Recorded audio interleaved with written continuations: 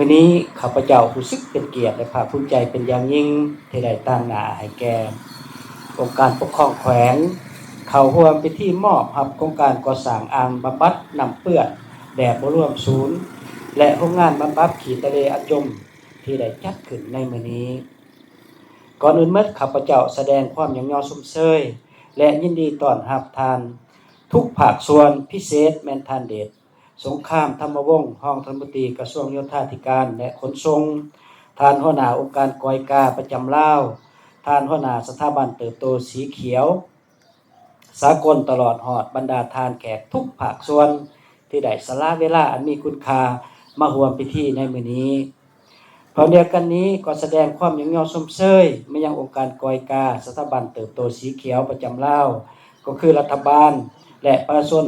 สเกาหลีที่ได้ให้การช่วยเหลือสนับสนุนนำทั้งทุนฮ้อนและบุคลากรเขาในการจัดตั้งปฏิบัติโครงการดังกล่าวจนมีผลสำเร็จและสามารถจัดตั้งพิธีมอบรับขึ้นในมื้อนี้ในนามต่างหน้าองค์การปกครองแขวงแสดงความยอมชมเชยในโอกาสนี้อย่างสุดอกสุดใจขอแสดงความชมเชยบรรณาธิการอีกโครงการก่อสร้างอ่างบำบัดน้ำเปื้อนแบบบ่รวมศูนย์และโรงงานบำบัดขี้ทะเลอะจมอยู่นครปากเซแขวงจำปาสักนี่แม่นสุดที่มีความสำคัญในการคุ้มครองสุขภาพสุขาภิบาลและปกป้องสุขภาพของประชาชนโดยโครงการดังกล่าวได้รับใส่ประชาชนหลายพันคนในนครปากเซลดพรการสัมผัสกับพยาธิที่ติดต่อทางน้ำปรับปรุง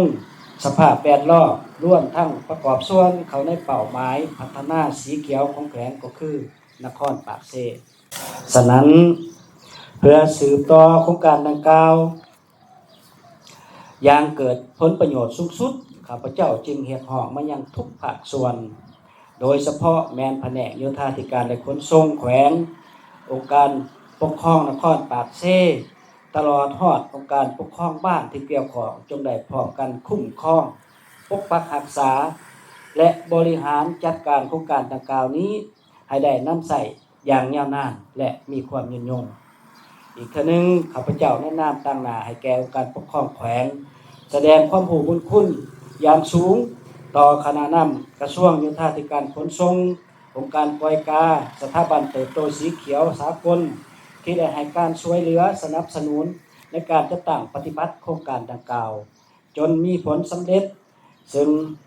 เป็นการประกอบส่วนอันใหญ่หลวงในการพัฒนาเศรษฐกิจสังคมของแขวงก็คือนครปากเซให้นับมือนับ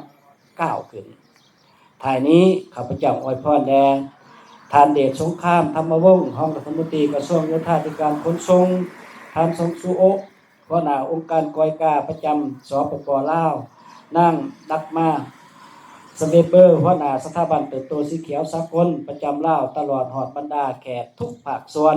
ที่เข้าร่วมกองประชุมในมื้อนี้จงมีสุขภาพเข้มแข็งแข็งแรงมีพลามัยสมบูรณ์มีความสุขครอบครัวแล้วก็มีอายุมั่นยืนพร้อมกันนำเอาเหนือในจิตใจก็คือ